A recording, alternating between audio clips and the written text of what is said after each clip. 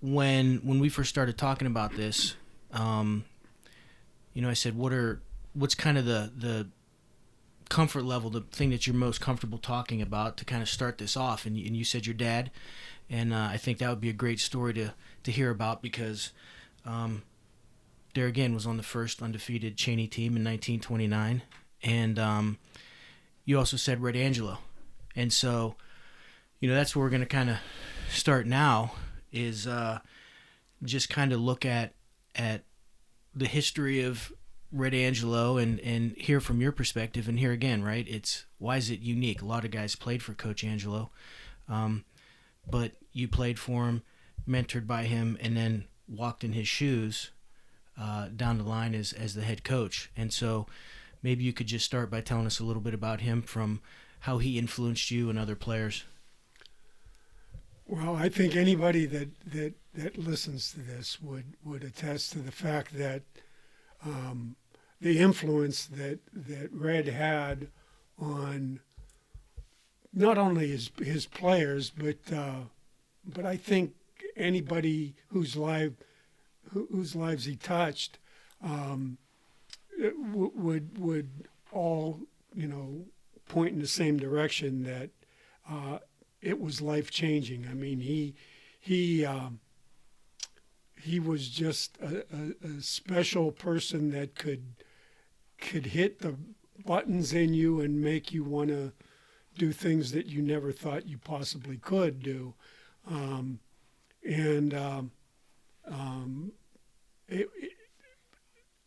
I could genuinely say that, at least from my perspective, I wanted to play for him.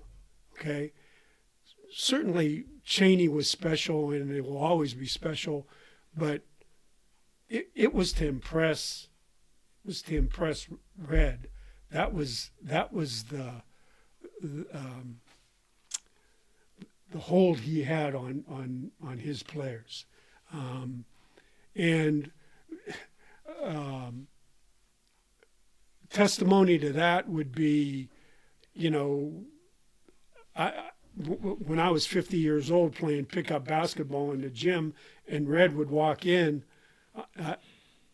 I'd up my game because he would be watching, So just a special human being that epitomized toughness and I guess what every football player aspires to be. Mm-hmm. What were some of the key rivalries that Chaney had during those years? Well, no question, Fitch was the opener, and that was a key rivalry. And it started my senior year in '69 with this. We were waiting for the stadium to be completed, and the big debate was, were we going to play at the old Fitch on Mahoning Avenue, which became the middle school, or were we going to play in the new stadium, dedicate the new stadium? Your senior year, you were Fitch's new stadium. Is that correct? Okay. We that was the dedication of the stadium. Okay. And we used to go. We'd go at night and sit on our cars in the ticket booth area and say, we're going to be playing here in a couple weeks, hopefully. And when they made the decision that we were going to play that game there in '69 as the opener, there were still some finishing touches being put on the visitor side seating.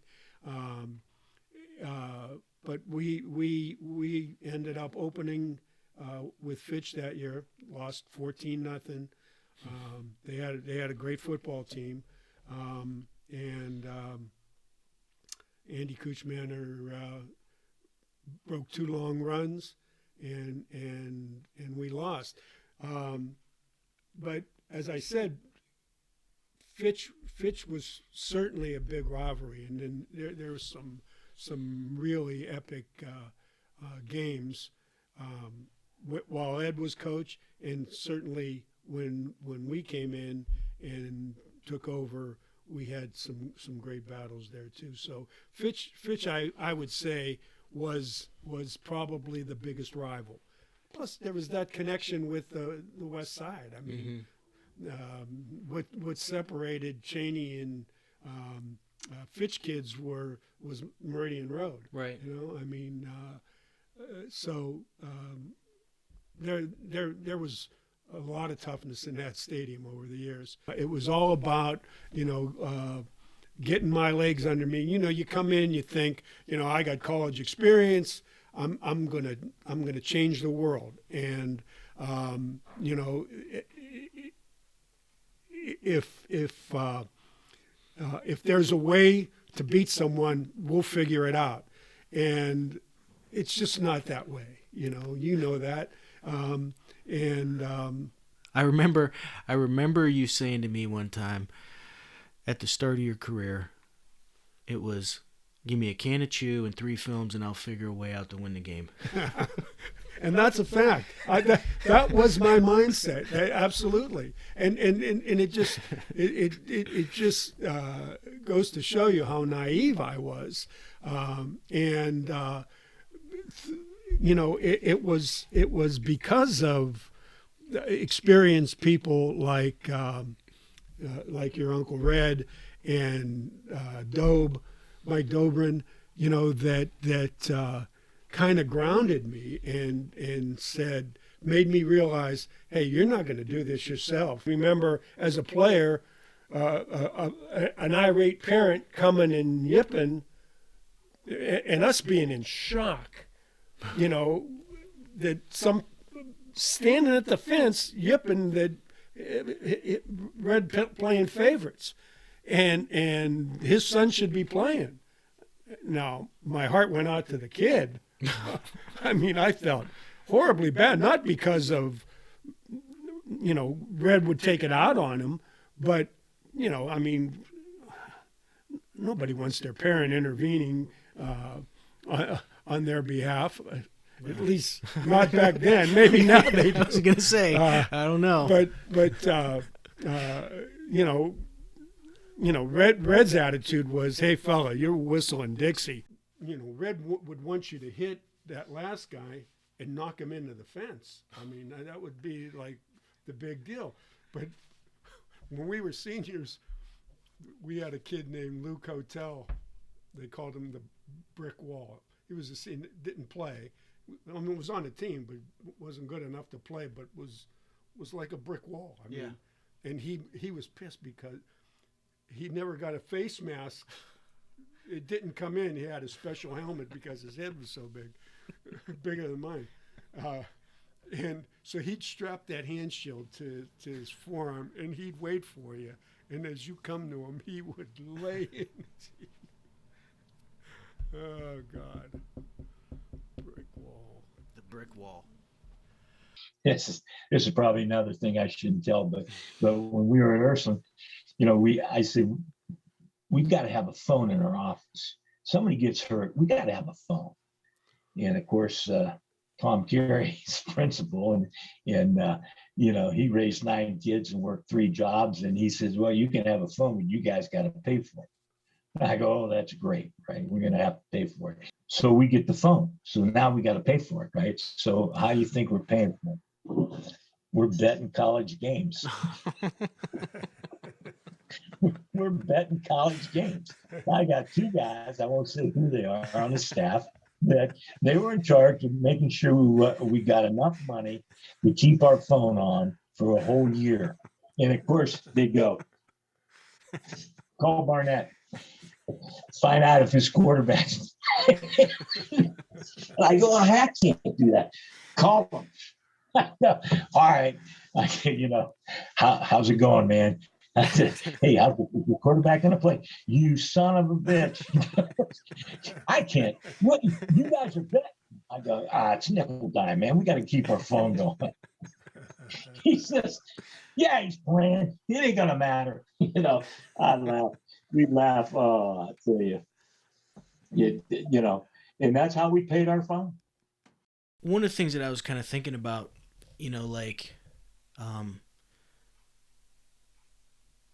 Red Angelo's impact on you, and then your impact, as you started coaching in '87 and through the '90s and through the 2000s. What does or what should Red Angelo mean to the players that you coach? So maybe they didn't get to see him and meet him, but by proxy, what legacy is there? The greatest compliment that my players ever paid me, and there's two parts to this. One is a number of them. Okay, a number of them have said to me, you've told us how much influence Red had on you as a player. Do you know how much influence you had on us? And when you hear that, you kind of think, yeah, okay, yeah, I do. But it's almost mind-boggling because of how much you think of the person that they're comparing you to.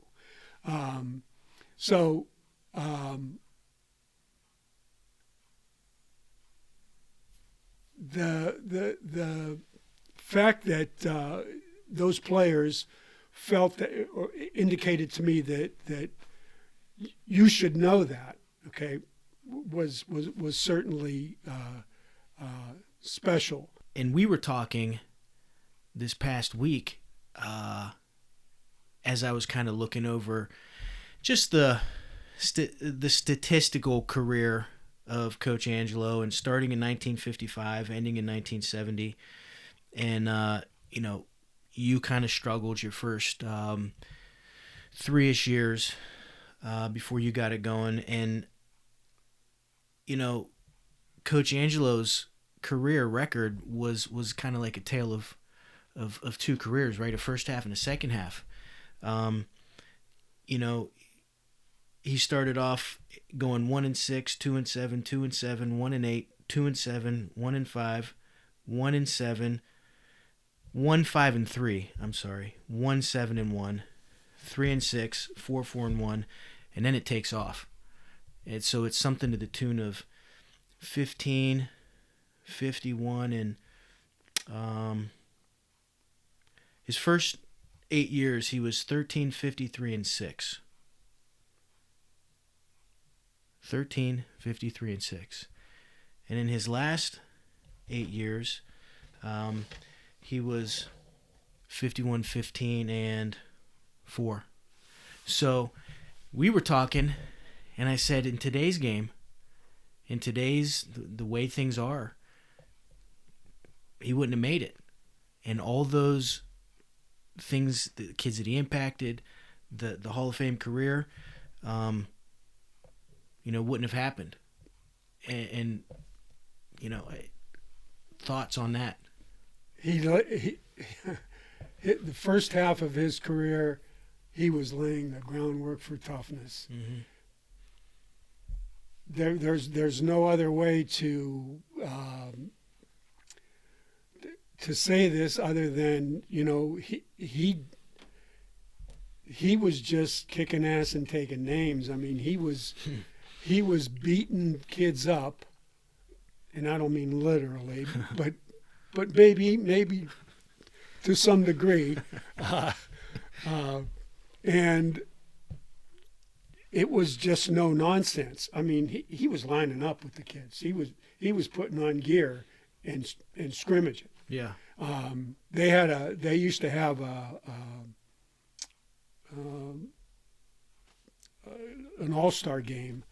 The Trafficant played in the Old Timers at South, and he'd get ready for that at the end of the season. This was prior to me coming there as a player.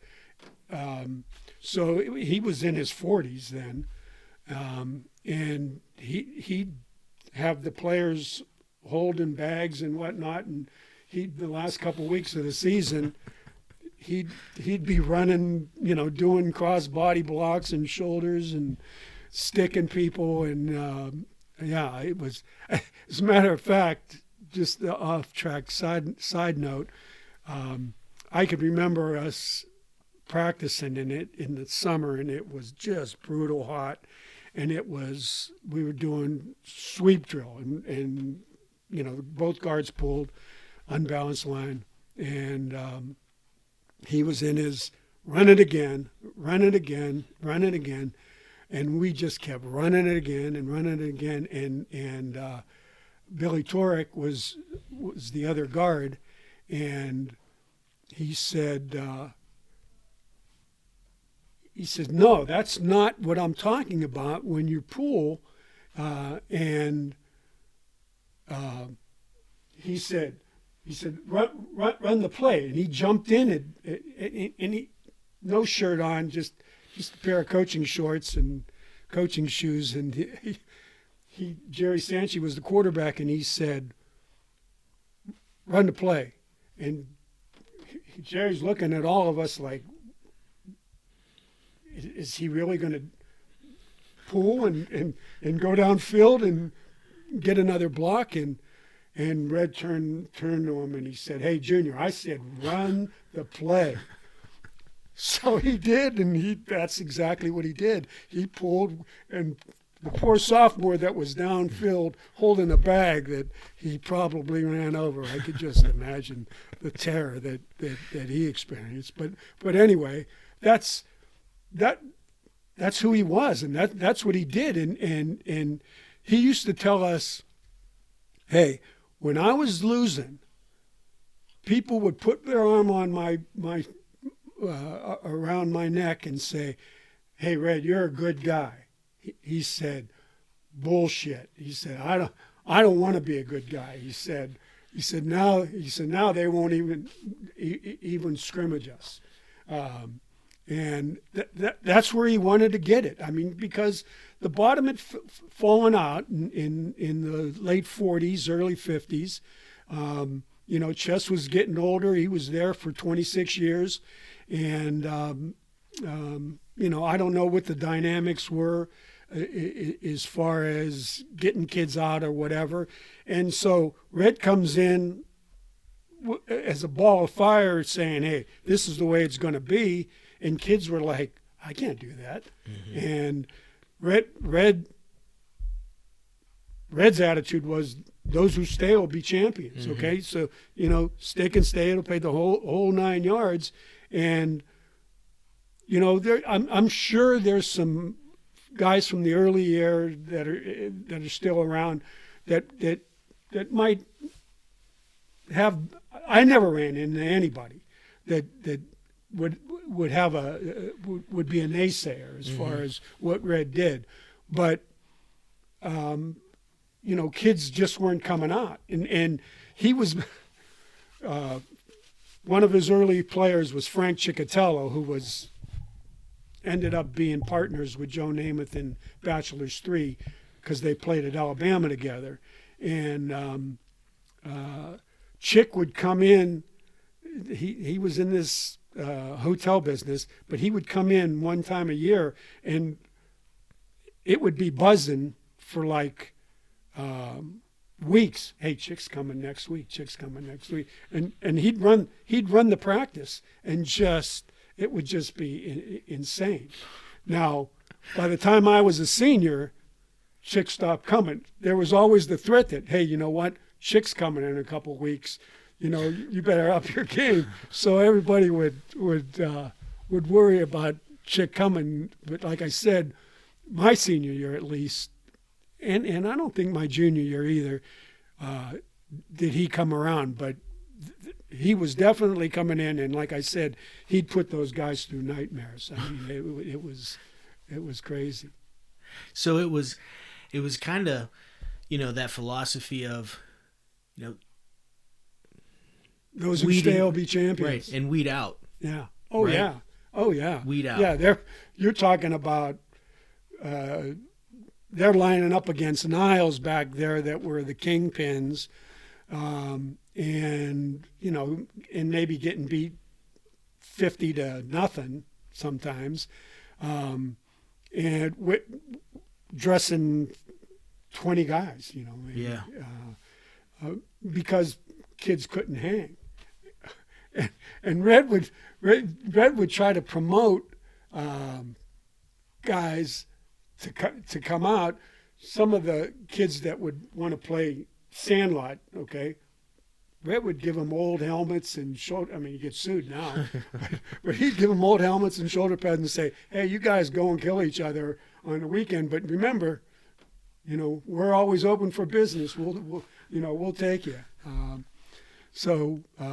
Again, it came down to the philosophy: those who stay will be champions, and that's what he'd adhere to. And once it started to click, it just took off. Yeah. It did, and that's where, in '64 he goes 7-1, in '65 undefeated, in '66 8-1, 6-2-1, 5-2-1, 8-2, 4-3-2. So, certainly, lots of success. How was the environment at Camel? Was that still a tough place to play at that time? It was, and I'm sure some old timers out there can relate to this. When I was a player at Chaney, everybody in the winter would go ice skating down at Lake Glacier. Okay. That was the big hangout. Right. Well, there was a major fight down there between Camel and the West Side Chaney. Okay. And when that was my junior year going into my senior year. My senior year, we ended up losing to Camel in the second game 14-6 or 13-6 or something like that.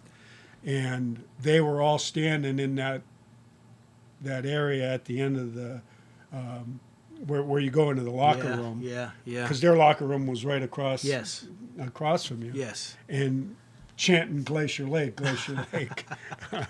And I remember telling the team that back then, that this is really a tough place to play. And I actually coached ninth grade there when I first got out of Mount Union, and Eddie Klein hired me as the ninth grade coach, and so my mother was a Washko and a Camel person, and had a lot of relatives there, so it was a real intimidating place. Yeah, and it was they loved Camel and they hated whoever came in, and they let you know it. Yeah. But what do you think the legacy of the Chaney Football Program is, right? And from 1926 until you left in 2006, 80 years, and even now, after a hiatus coming back, what do you think the legacy of the Chaney Football Program is? Well, I think growing up, as I told you, 200 yards from United States Steel Open Hearth. Literally 200 yards. That certainly is a factor in all of this. And I say that as I'm sure that the large majority of guys that didn't go on to college ended up in the steel mills. Mm-hmm. So with that school being in the shadows of the open hearth or the steel mills, the mentality and the legacy, if you will, is a kind of if you don't work, you don't eat mentality. And I can say that as someone whose father worked 43 years in the Youngstown Sheet and Tube, Camel Works, and my memory is of us being secure in a warm house, and him getting up and going out at midnight, bundled up, my mother handing him a brown paper bag with his lunch and kissing her and going into the mill. And I used to tell that to our players, that that's what being a man is, taking care of the things that that are important in your life and that you need to. So, in answer to your question, I think that is the Chaney legacy. Is that if you don't work, you don't eat. And I think every coach sold that, ideal, and it served at least the four of us very well. Yeah, and I remember, many a pregame speech I got to sit in when I was coaching for you, and hear those, and the lunch pail mentality. That was the theme of many of them, and that's what we as coaches and players, and for you, was we hung our hat on that. Was in game preparation we were going to outwork, in physical fitness we were going to outwork. And that definitely rings true. One thing we alluded to it in the previous conversation, was to me it's just amazing, and I think this is something that really differentiates the Chaney Football Program from so many others. Up until your retirement in 2006, there were only 4 head football coaches. From 1926 to 2006, 80 years, there were 4 of you. Ches McFee from 1926 to 1953. Red Angelo comes on in 1954 to 1970. Ed Matey, who was a player for Red Angelo from 1971 to 1986. And then you from 1987 to 2006. And one of the things that I felt like, if I were in your shoes, to me, as a former player, that seems as a sacred position. As a position that is protected, right? It's honored. It's extremely special, and not just anybody gets it. And what does that mean to you, just hearing that, and then also living that, being one of 4? As I told you the last time, as a kid, meeting Red, having Ches walk me across the field to meet Red as a 9th grader, and having my father played there and be very successful there. Chaney was always an ideal, a dream.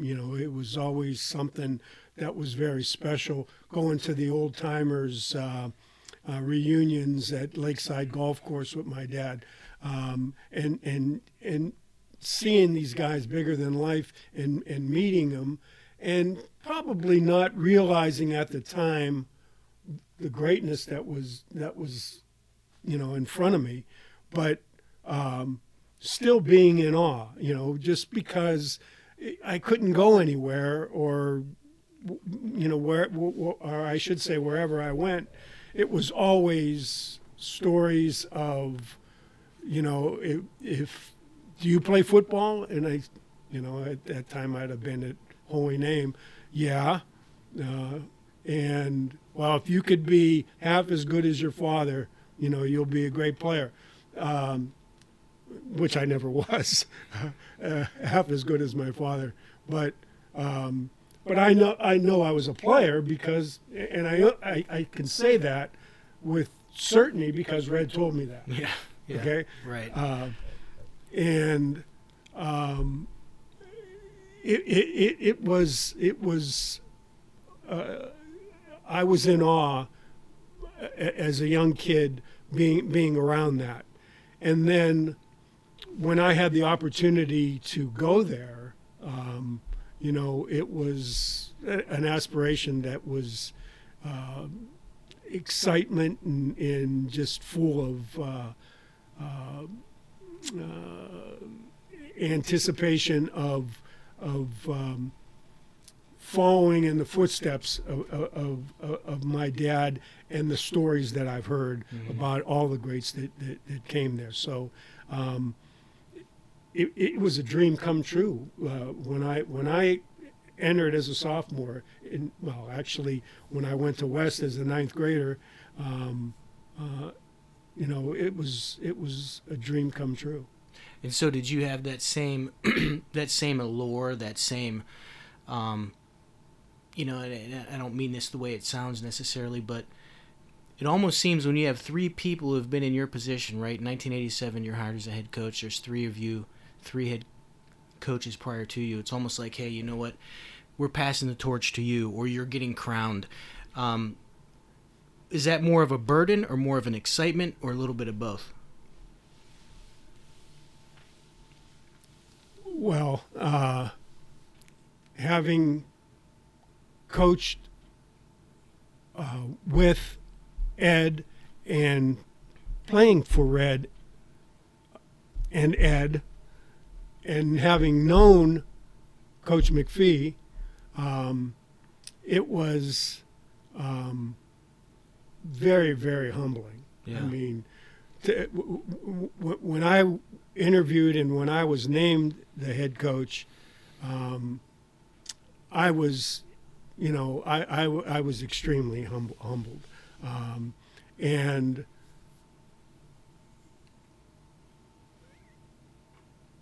it was probably next to the birth of my children, the most excitable time of my life. Yeah.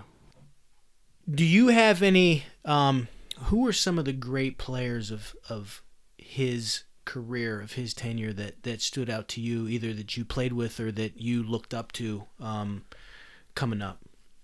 Well, fortunately there was pictures in the lobby, other than the big pictures of Chess and Frank and Pochner and Sienkiewicz, and then Mike De Niro. But there were pictures from years past, city championship pictures, and then individual pictures. And Red had everything labeled, and he had a big chart of where people went to school. So those the early years, I can remember, as I told you the last time, Frank Ciccatello being one of the premier players, Mike Dimoff. I don't want to slight anybody, but I'm just throwing out who I recollect. I don't ever recall seeing Ciccatello play. Mm-hmm. Certainly, and I remember before I ever met him, but just remembering him putting an indelible mark on my mind as a player, as a young kid. Ed Matey was as good a football player as there was that came out of Chaney. I mean, he on both sides of the ball. I mean, he could take over a game. That's how good he was. And his brother Andy was good, and his brother Bobby was good, and then there was the Angelos, but when you talk about Chaney greatness, you can't get beyond the conversation. Obviously Sienkiewicz, but Mike De Niro was certainly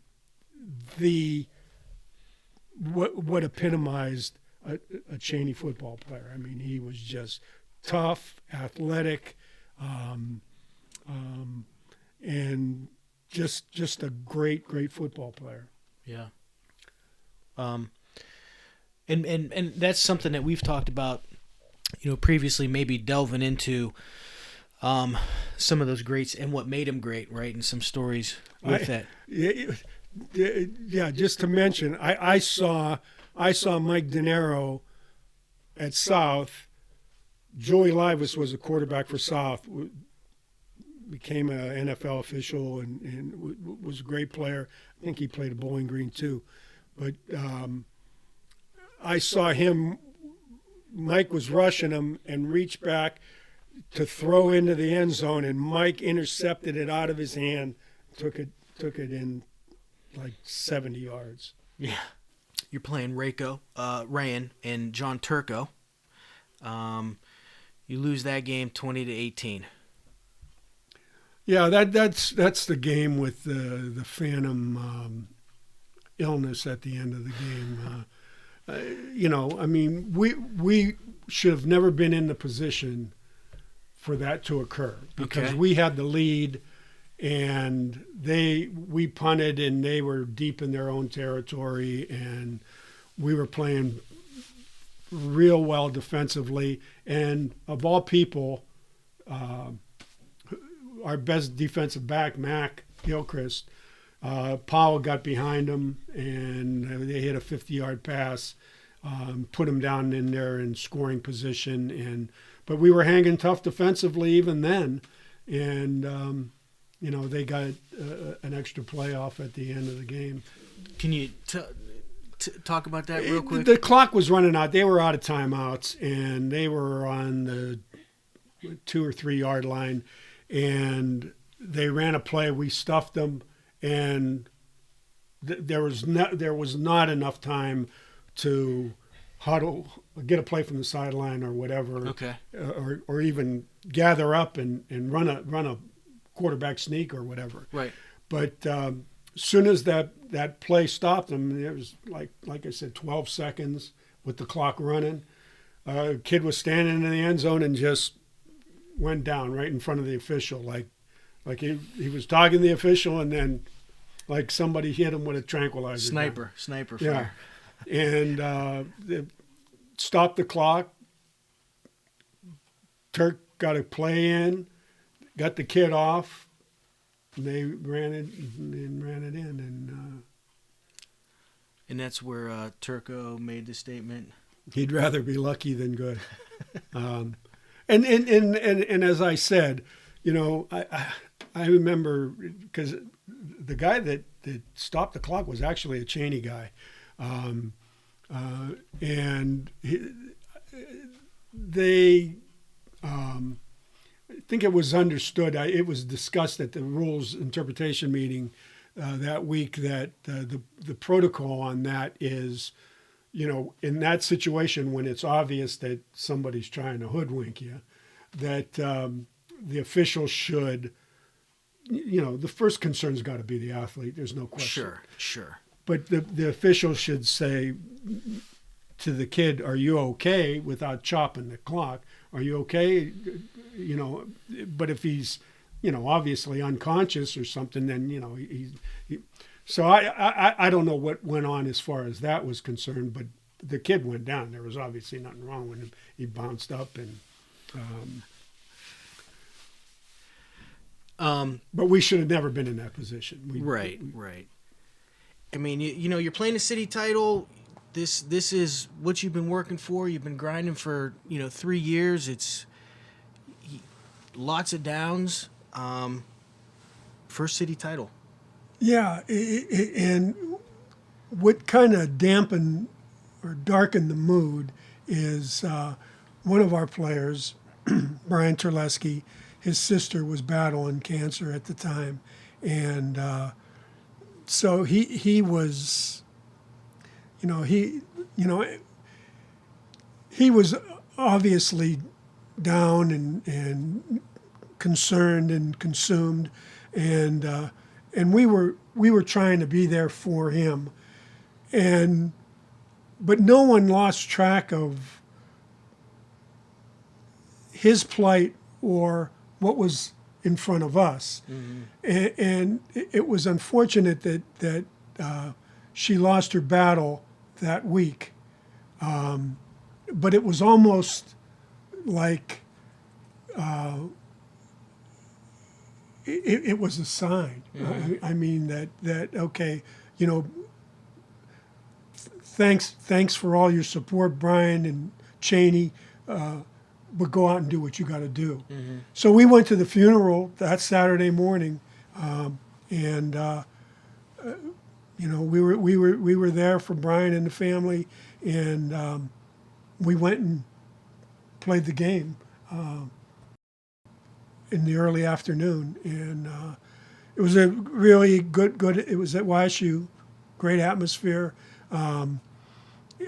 real windy day, and we were ready to play. Yeah. So Rand's a two-time defending champs, and one thing that I noted was, you know, you're up 16-0 going into the fourth quarter. And, you know, I know we had kind of talked about this before. You know, you're up 16-0, knowing you, there's no lead enough, right? But you got to be feeling like, okay, you know, we're in a good position. Then what happens? Well, they were going to get the win in the fourth quarter, and they did, and they got on the board. They pulled within striking distance where their possession at the end of the game resulted in points they were going to win. Yeah, it was 16-14 was the final, so it's Right. nip tuck. So it's 16-14. They've scored two times when they've had their possession in the fourth quarter, and we had the ball with a 2-point lead, and we needed to run some time. I want to say 4 or 5 minutes was still left on the clock, more than enough time for them to score. So, and we were into the wind. They had the wind and took advantage of that. And so, you know, we didn't want to do anything to lose the game. So we got in end over offense, what we call black trips, unbalanced line with 3 wideouts to the one side, one back, put Mac in the backfield, and just ran toss, and he just ran like a bull, like a man possessed, and got us a couple first downs, and that was the difference. We were able to kill the clock, and you know, let the celebration begin. Yeah, and you're quoted as saying, "Winning the city title is a tribute to the work ethic of our kids." Amen. It was all about the preparation and the belief in the face of some serious adversity, and I recall after the game telling the kids when we knew that we had a share that, you know, when we win this thing outright, your picture will go up as one of the city championship teams in the lobby. And I said, I'll tell you another thing, I'll put it up that night if we win it. So when we came back and the Gridiron Club was feeding us in the lobby, I stood on a table, and we had a small team picture, and I just tacked it up with a nail up there on one of the borders, just to fulfill that promise. But yeah, absolutely a tribute to the belief of not only that 90 team, but the 87, 88, and 89 team. I should have looked this up. When was it? Do you remember when the last time that Chaney would have won the city title prior to this? I did look at that, and I want to say before 87, it was like 9 years, maybe Okay. 8, 9 years. Prior to 87 or 8 or 9 years from 1990, so like 81, 82, or back in the 70s? We won it because I was an assistant there. I Okay. think we won it in 80. Okay. And so maybe it was 10 years. Yeah. I think it was 10 years. So that's, I think, I was thinking about this. You have a master's in English, right? No, I have a master's in science. In science. But I have English is one of the teaching fields. Okay. So you could teach English. What do they kind of call that, right? The climax, the rising action. If this is a story, of your first, this season, that climax of playing on Saturday afternoon against a two-time defending champ, a good football team at Ran, you're up 16, they score 2. I mean, that's a good story. And, that's kind of the climax. But if you take a look back, this is also where it starts to take off in terms of the whole Chaney story in your tenure, right? Yeah, and understand that Ran, not that Ran had become our bitter rival, but there was still a bad taste in our mouth from the phantom sniper shot that where the kid went down in 89. in 89. Yeah. And because we had beat them in 87 and 88, I believe. I want to. Yeah, well, I think we beat them in 87 and 88, and then 89 when they snatched the one away from us. That was on our mind. I mean, going into that game, and as far as it being a prelude to things to come, we always sold the tradition, okay? Not just the tradition that we brought in from the time that we started in 87, but the entire tradition that, we had this discussion many times at many banquets about taking the hill and guys from years past, you're using them to propel yourself up to that up to the top of that hill, and so yeah, like we're all warrior brothers, so to speak, and getting to that summit was not that we were there. I mean, but it was certainly a step up the hill, and we felt real good about us at the time, and we felt real good about us going forward.